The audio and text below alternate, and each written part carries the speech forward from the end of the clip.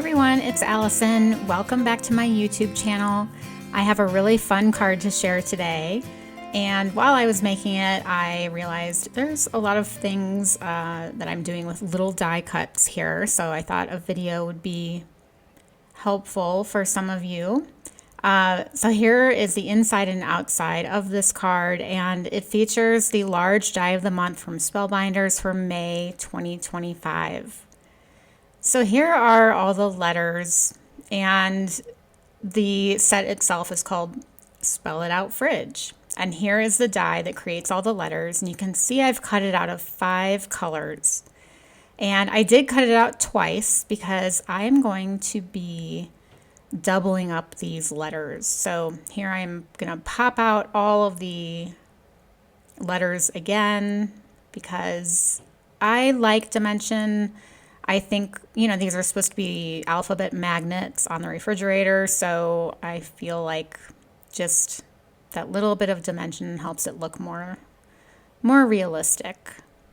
And by the way, the sentiment took me a while to come up with, but I really love it, and I think it's pretty funny. All right, now to glue these, here's my first tip with working with small die cuts. I am popping the letters back into the negative piece, and that's going to hold these teeny tiny little letters in place while I add glue and while I add the second letter. And I'm using my embellishment wand. This one happens to be from Simon Says Stamp. Now you could leave the letters in there, let the glue dry, but I take them out. I'm going to just use my craft pick to get any excess glue off. And I'm going to put it back where I had it. And that is because it took me a while to come up with the color arrangement of these letters. So I don't want to, have to remember it again or just have to start over. So all of my letters are already in place here. I'm just going to put them back where they were.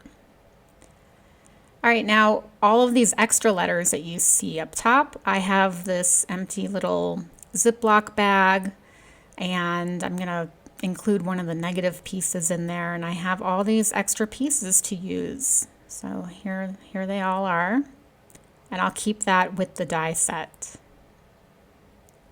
All right, now here is the actual fridge. There's one die, and you cut it twice. And if you want a shaped card, you need to just trim this off on just one of the pieces. So this is a little tab, and you'll see in a minute what that does, but on this one piece, I'm gonna just trim it off with my paper trimmer. Okay, now on the other piece that still has that tab, there's a score line, and I'm just folding it over, and I'm gonna reinforce that fold with my bone folder. So that's how this is gonna work. Now I have double-sided tape here. I use Scor-Tape. And I'm just going to go ahead and put it on that flap. And I'm going to use my craft mat, the lines on my craft mat, to help me line this up. I'm just lining them up right next to each other. And you'll see I'm using the lines on my craft mat just to make sure it's all even at the bottom and everything's lined up. And then I'll pull the release tape off and go ahead and fold this over. This to me is the easiest way to attach these, but do whatever is easiest for you. So here's the shaped card. Now there's little handles for the refrigerator, and then there's a little handle for there's actually like a bar, and those were the little handles that I cut out of black glossy cardstock. Now here comes one of the other tricks. This is press and seal. And I cut just a small piece out, and I had all the letters arranged at the top of the screen. I had already kind of arranged them, and I didn't have them perfectly straight. I wanted them a little wonky, but I'm just pressing the press and seal onto the letters so that they all stick. And then I can lift it up and bring it over to the refrigerator to see how the spacing is, if it fits well, where I'm going to want it on the refrigerator. Now when I did place the press and seal onto the letters, you can see the G in hungry kind of went wonky, but that's okay. I just flip it over And I can adjust any of the individual letters that I want. But they're all, being held in place by this press and seal. This press and seal is definitely a magical product to have in your craft room. I don't use it for food. I use it for paintbrushes as well. It's nice to just wrap your wet paintbrush in it if you're going to use it again without having to clean it every time. So again, I'm just kind of flipping it back and forth, making sure I'm happy with how the letters look. And then I'm going to bring my elements on here just to see where I want the words placed. So once I'm kind of happy with how things are, I'm going to use some tape. This is Satin tape from Altenew. So it doesn't, leave a sticky residue. It's not going to stick to my paper. But I used one of those horizontal lines to get on my craft mat. And I'm going to take my T-square ruler and use that to make sure this tape is on there straight. And I'm going to put the handle where I want the handle and then put tape there. What I'm doing is I'm just giving myself some guidelines for where these letters are going to be glued back down. So here I'm adding another one on the left. Because I do this a lot. I'll know exactly where I want something, and then I'll take it off the card and I'll put glue on it, and then I'll end up gluing it in the totally wrong place. So all of this tape is just helping me remember where to glue this down, because I have one shot for gluing all of these letters down, and you saw I put glue on all of them, and now I can glue them all down at once. And just using my T-square ruler again to make sure I'm pretty happy. Now these letters aren't straight, they're wonky, but they, I still wanted kind of a straight line as a reference. So now I'm pressing all those letters down, making sure they're all glued down, and I will carefully peel off that press and seal. And now I can come in with my craft pick and pick off any excess glue.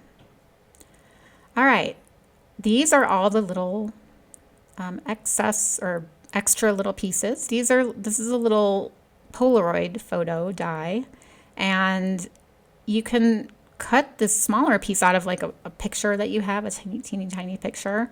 But all I did was I took a pink marker and just filled in that area where a picture would be, and I'll show you in a bit what I do with that. But there's all these little dies that create notes and magnets and like a little apple magnet and just really fun little details. All right, this is the back of my card, and I decided I just wanted a nice white, clean look to the back of my card. So I glued it to a piece of white cardstock. It was an A2 sized piece of white cardstock, because this card does fit into an A2 envelope. And now I'm just going along the curve of the refrigerator to get the back to look nice and like it was meant to be. So here's the back. It's nice and clean. I can, put a sentiment on the back. I can stamp my Created by Allison stamp on the back.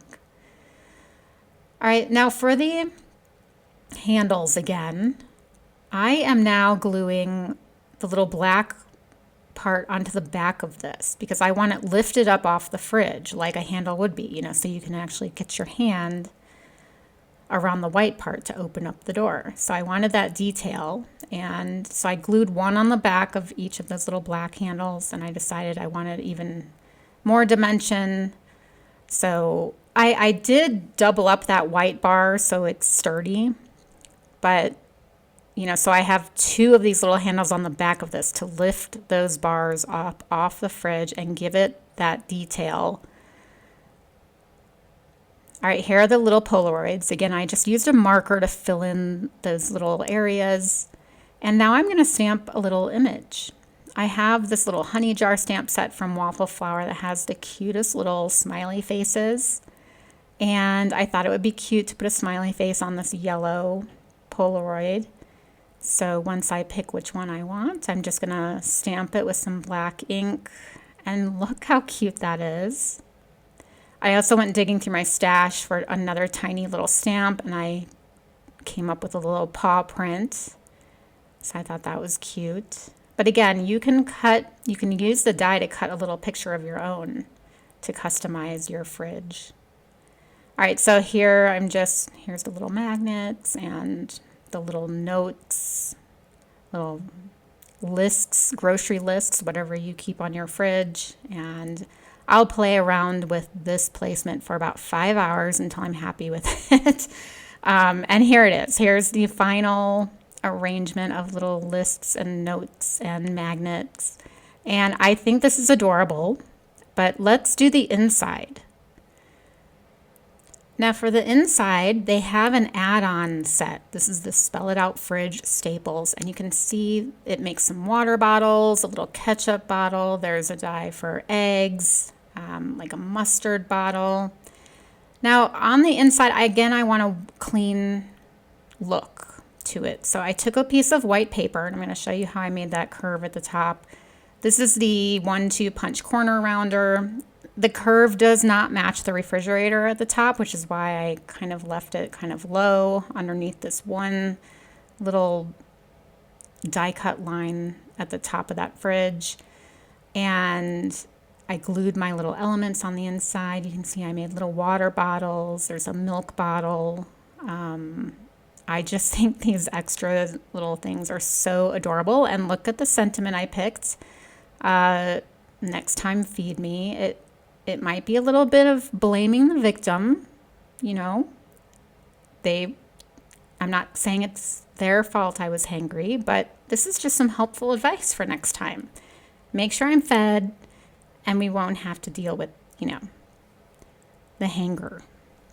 All right, that was the card using the large die. Now this card uses the small die of the month. I don't have a video for this, but that die set has a cute little apple, and it has some books, and the little glasses come with that set. And it's perfect for a teacher card or a student card. This card happens to be for my niece. She just finished up junior year in college and did an awesome job as usual. So that is for her. And that is it for my video. I hope you enjoyed the video. I hope the little tips on how to deal with small die cuts helped.